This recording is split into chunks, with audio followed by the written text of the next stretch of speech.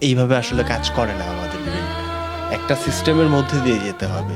আপনি হয়তোবা যেদিন থেকে নিজেকে পরিবর্তন করতে চাবেন, সেই দিন থেকে আপনি ১ সপ্তাহ পর্যন্ত ২ ঘন্টা করে কাজ করেন, মনোযোগ দিয়ে কাজ করেন। পরের সপ্তাহ থেকে আপনি ৩ ঘন্টা কাজ করেন, তারপরের সপ্তাহ থেকে ৪ ঘন্টা করে কাজ করেন। এইভাবে আস্তে, আস্তে আপনার কাজের লিমিটটা বাড়াতে হবে।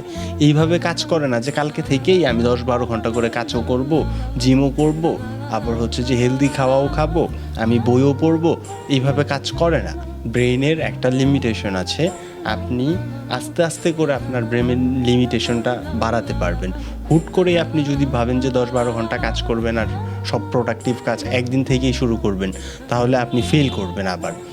সো স্ট্রাকচার ওয়াইজ কাজ করতে হবে, নোট ডাউন করে, করে কাজ করতে হবে। একটার পর একটা আস্তে, আস্তে কাজের লিমিট এইভাবে বাড়াতে হবে।